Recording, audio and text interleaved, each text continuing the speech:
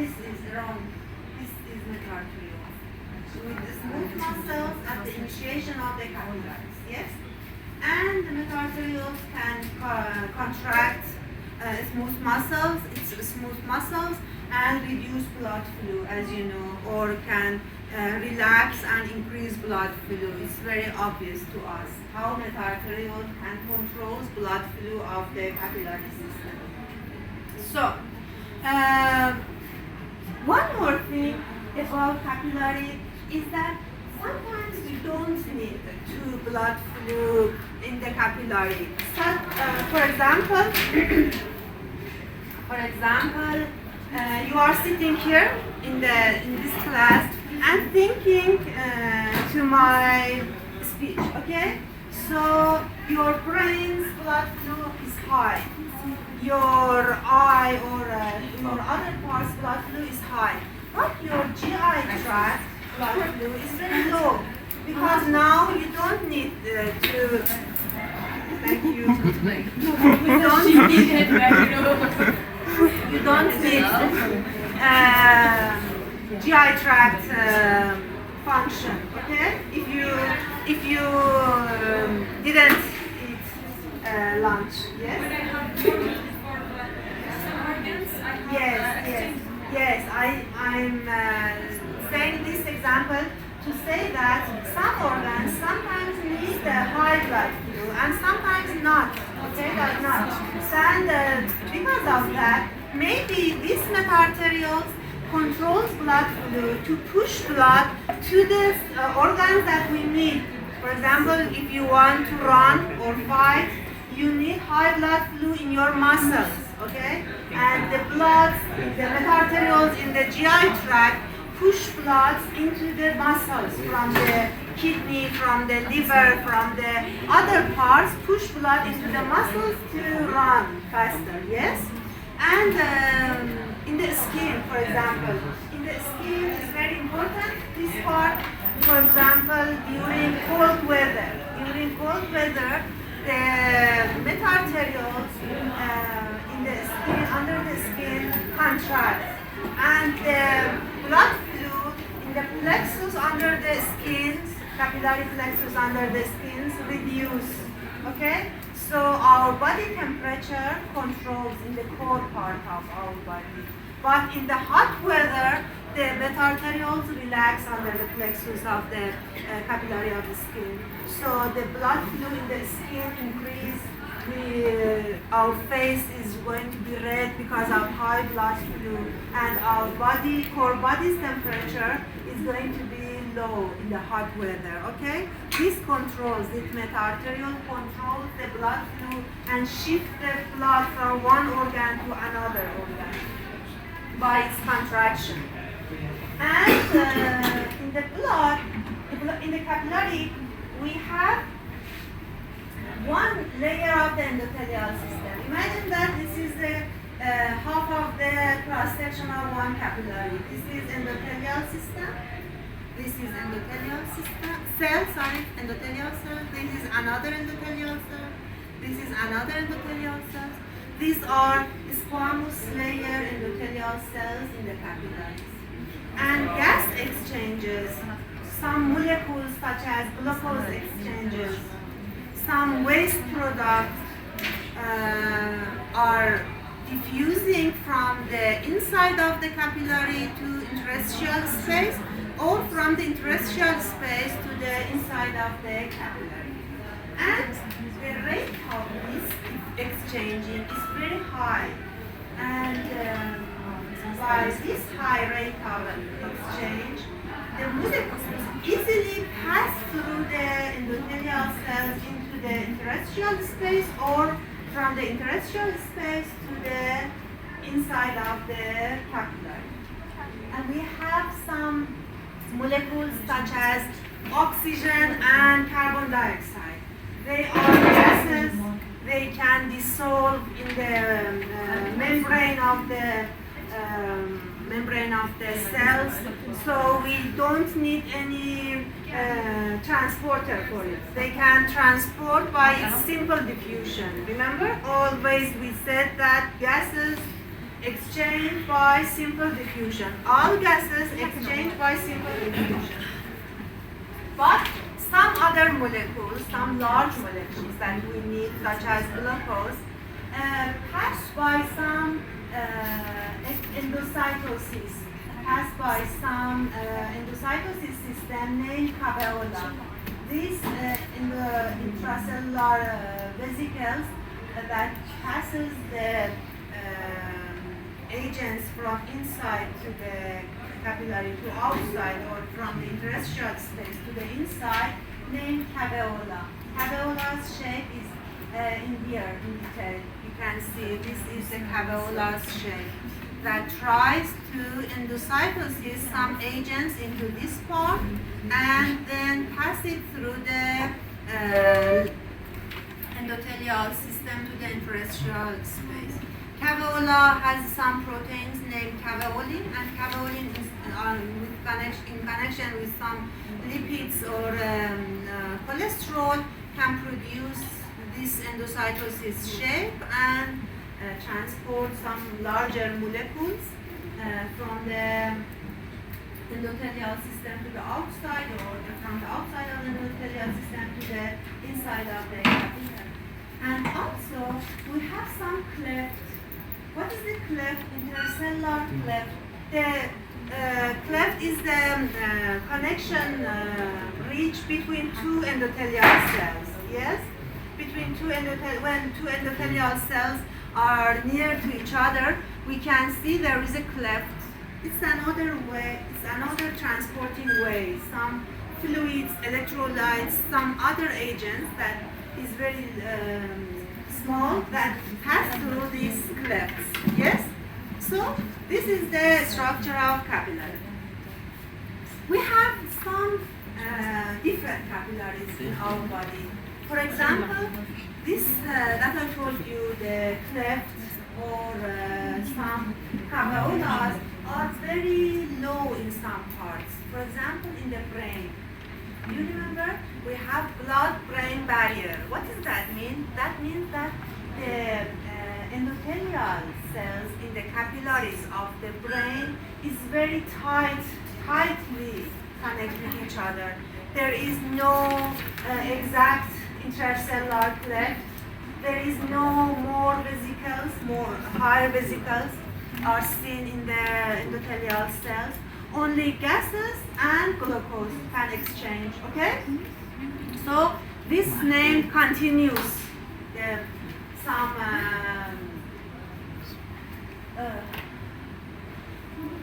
capillaries that have these features are continuous, are least permeable. Intercellular cleft and paracellular cytosis allows for exchange.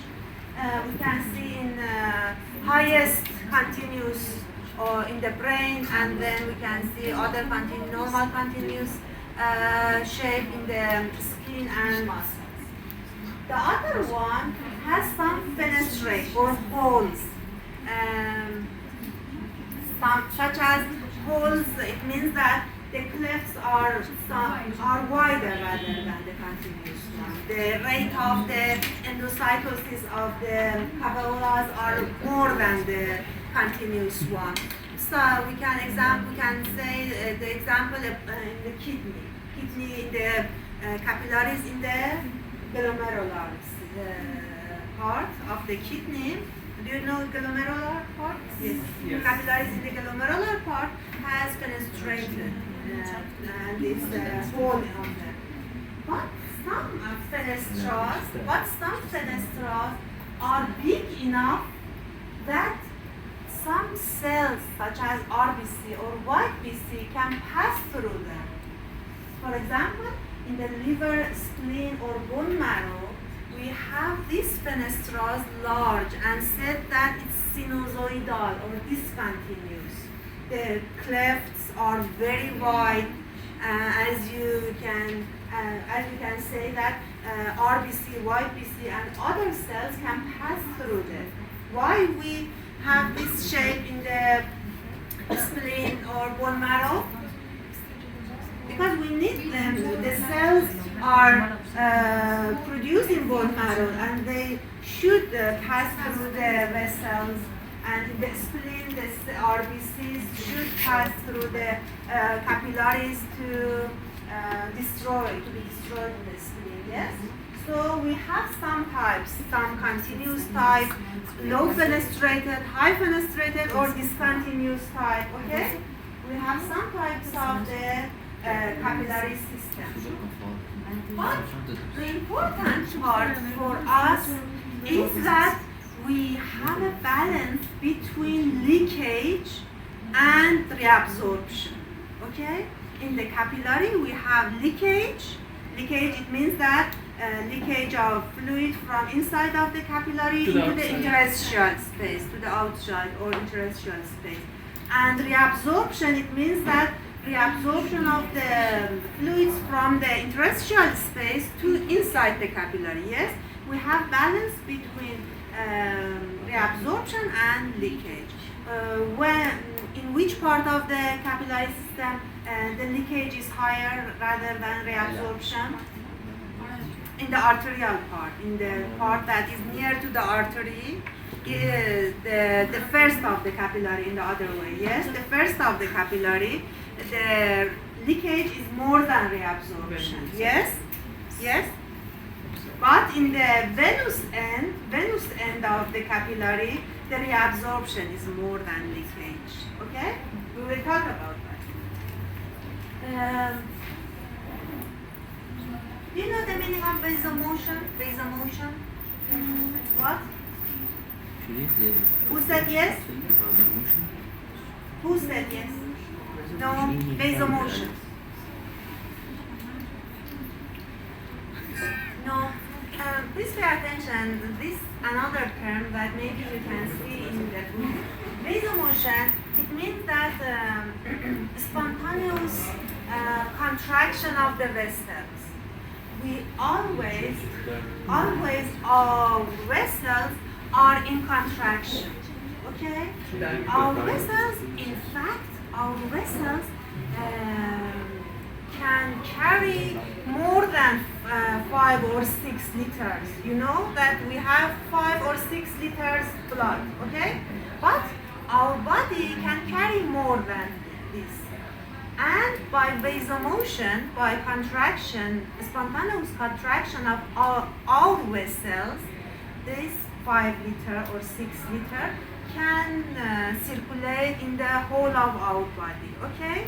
Vasomotion, it means that our vessels always is in some situation of contraction. Always we can see contraction or spontaneous contraction or spontaneous oscillation is seen in our vessels, okay? Vasomotion means the contraction is spontaneous.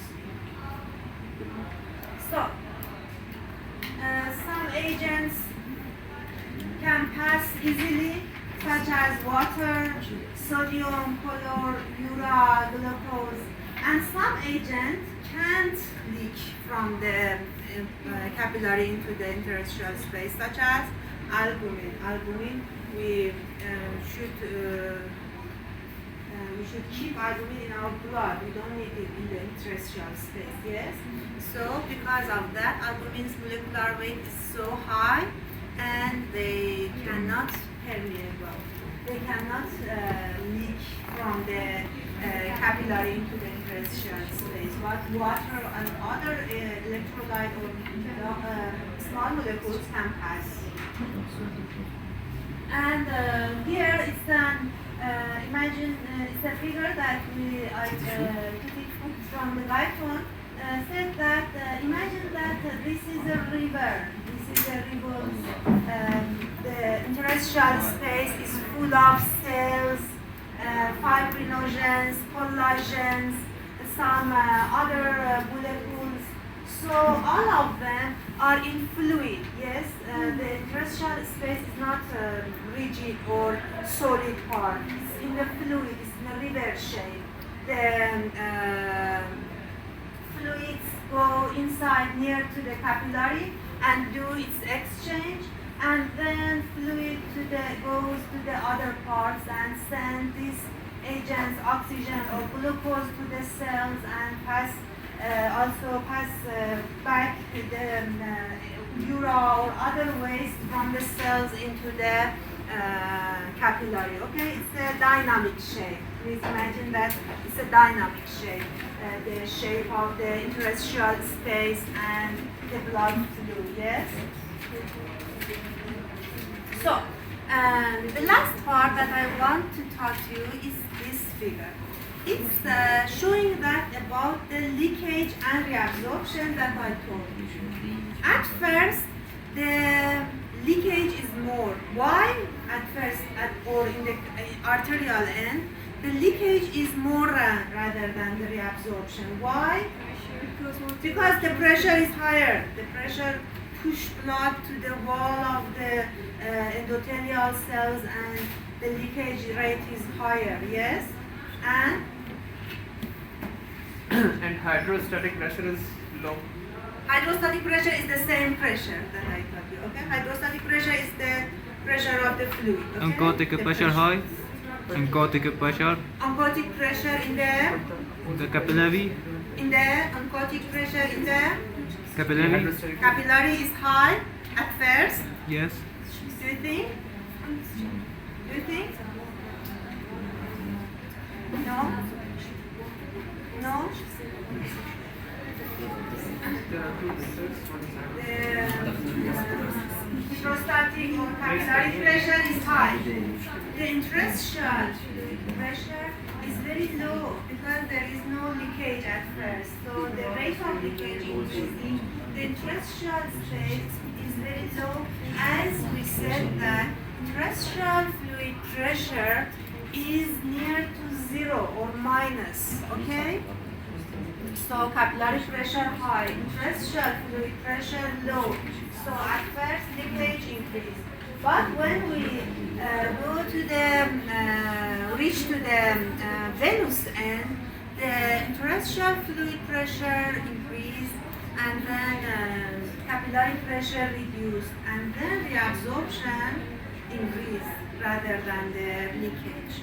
So we have four forces. Please pay attention. We have four forces to determining the net fluid movement from the capillaries.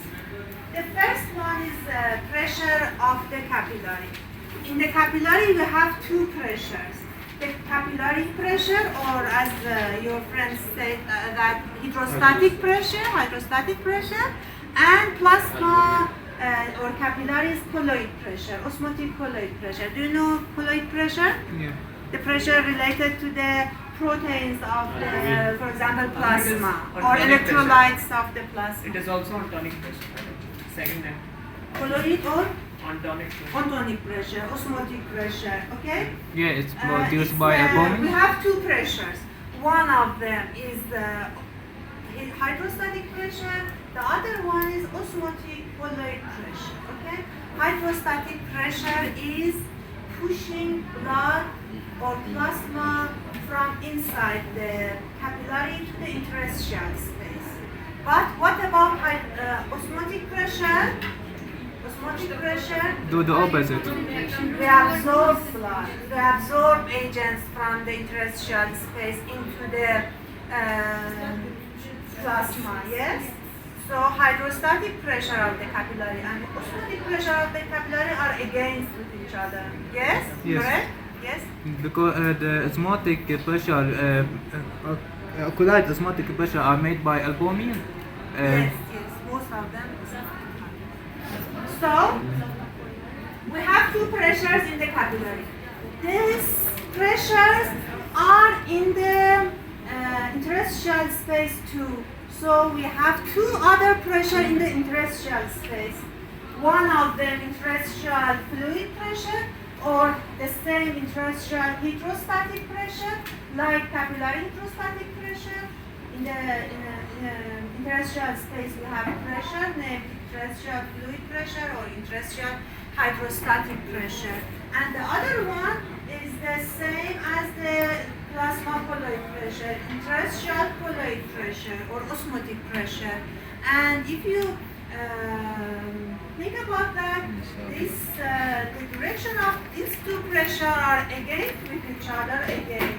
Yes? So we have two pressures, please. We have two pressures in the capillaries, two pressures in the interstitial space. Yes? We should sum all of these four pressures to find net filtration pressure. Okay? Net filtration pressure is summation of these four pressures. By focusing on the direction, if they are against with each other, we add 1 minus to the this summation part. Yes? Yes. About the questions, the net filtration of the of the liver, we have to memorize it, or we're gonna have numbers on the calculation. Their digits. Yes. No. But the formula is important. Okay. So this is filtration rate. But I told you that net filtration rate. Net filtration rate is summation of all of these rates. Net filtration pressure.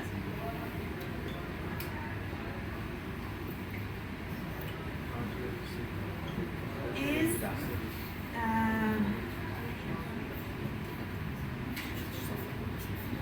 multiple to Kf. I will told you it's net filtration rate.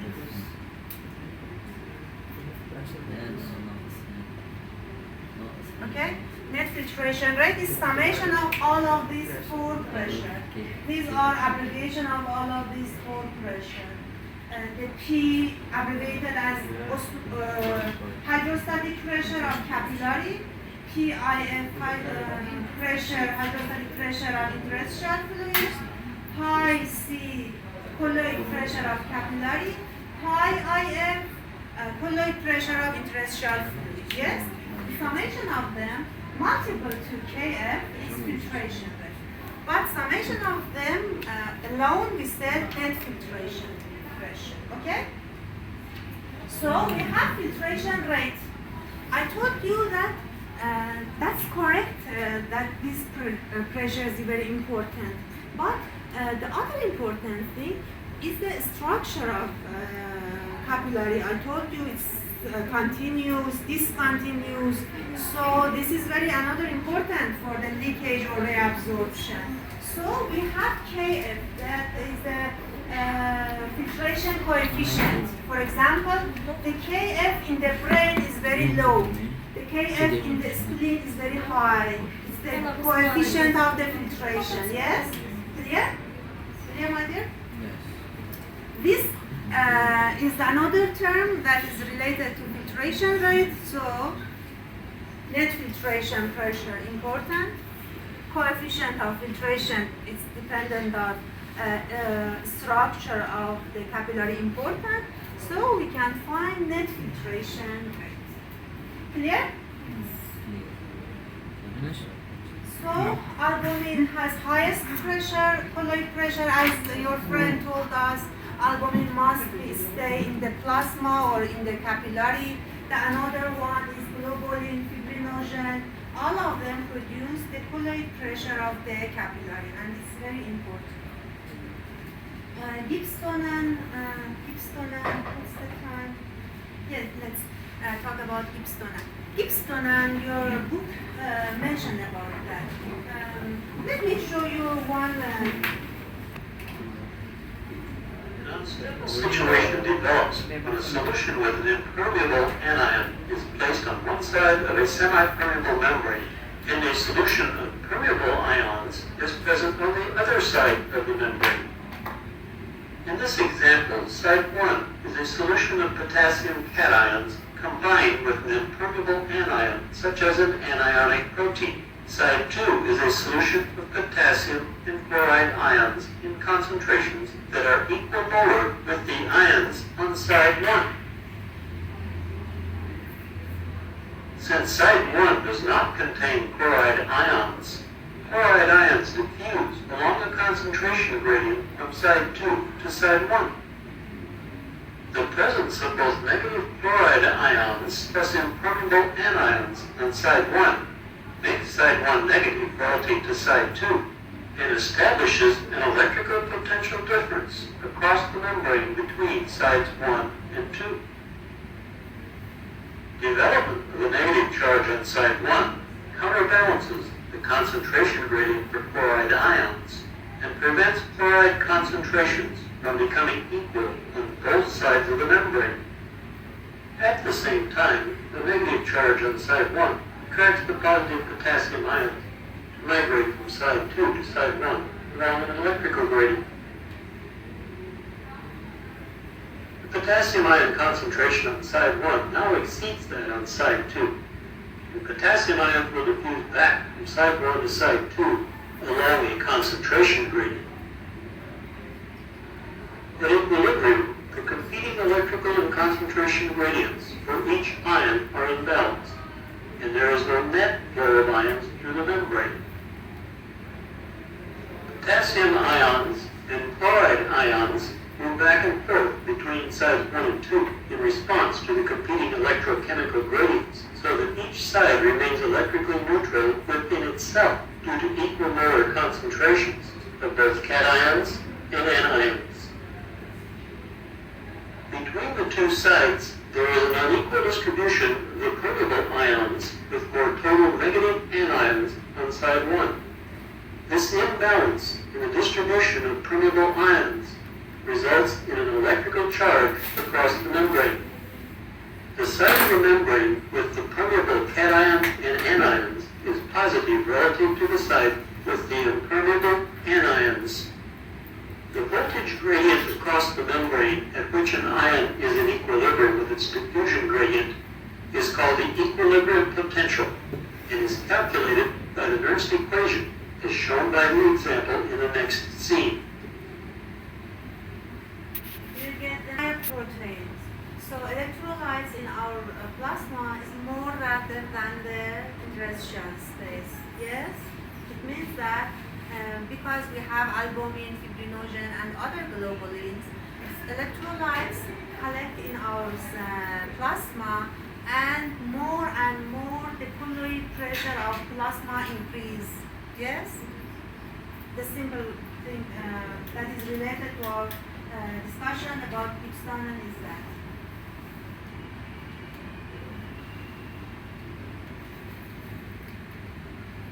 The behavior of charged particles. Sorry, what happened?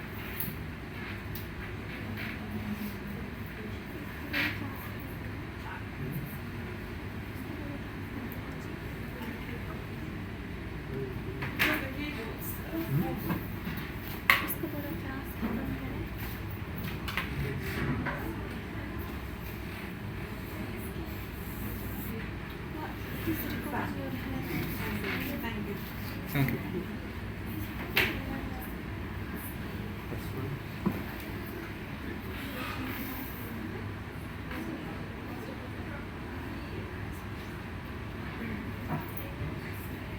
Gibbsonian said that the behavior of charged particles near a semi-permeable membrane that sometimes fail to disrupt evenly across the two sides of the membrane. It means that even we have a permeable membrane, because of some agents such as proteins, the electrolytes is different in the two sides of the membrane. Yes?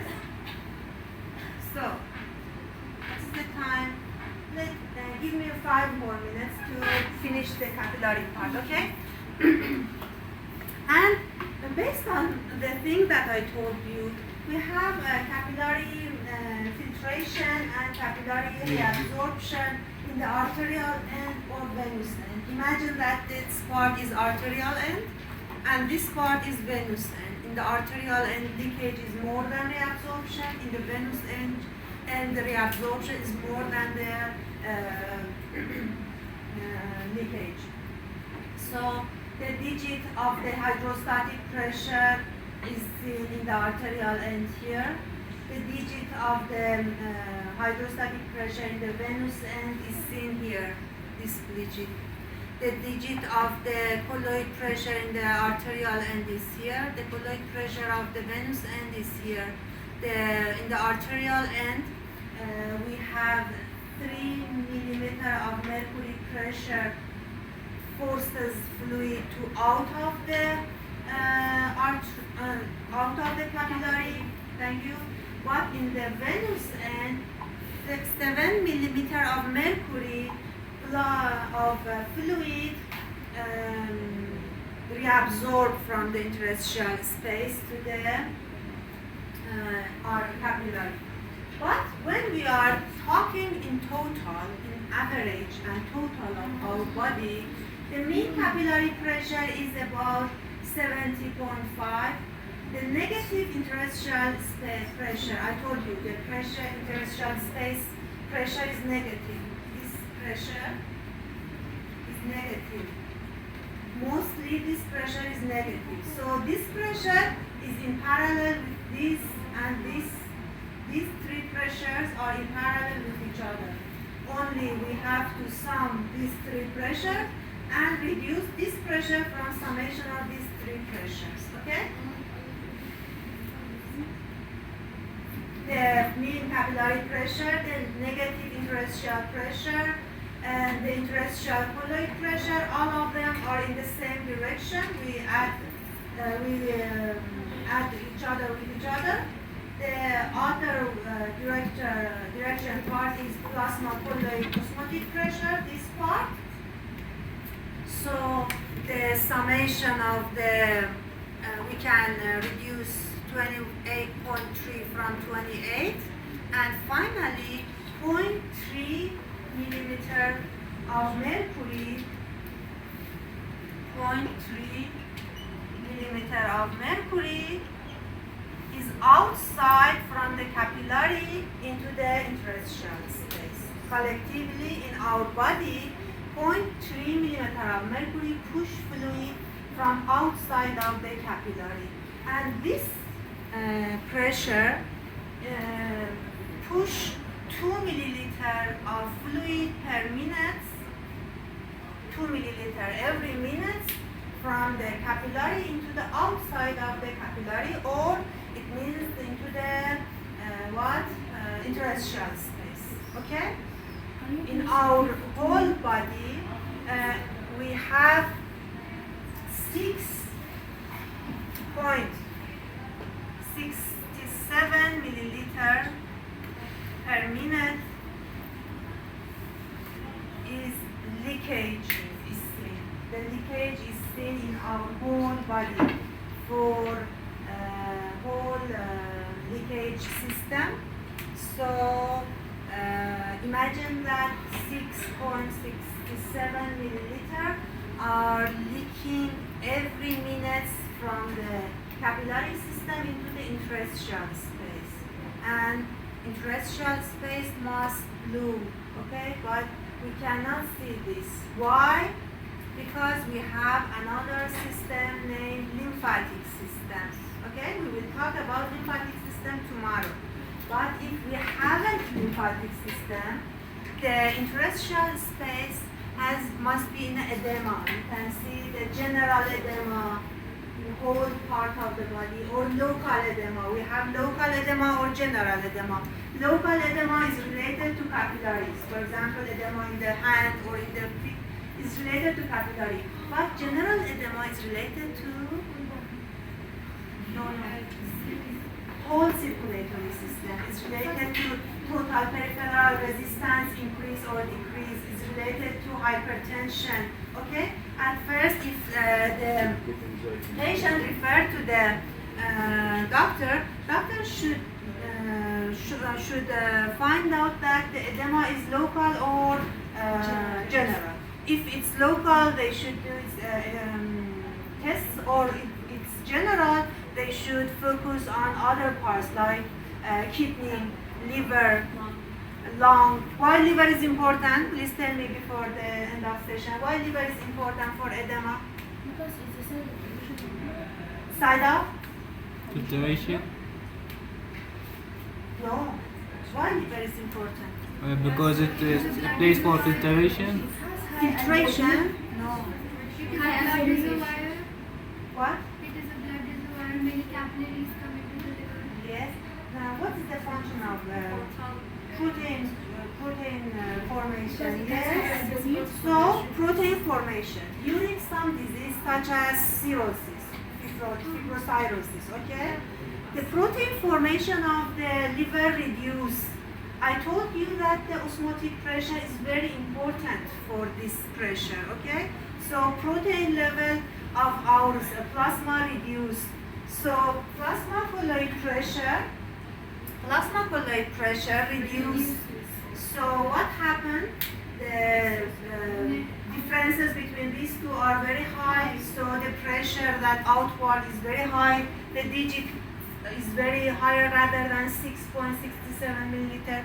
So edema is seen. So the finding out the general or local edema is because of that is important. Okay. We have to find what kind of edema and find its related tests. Okay? Any question, my friends? Next session we will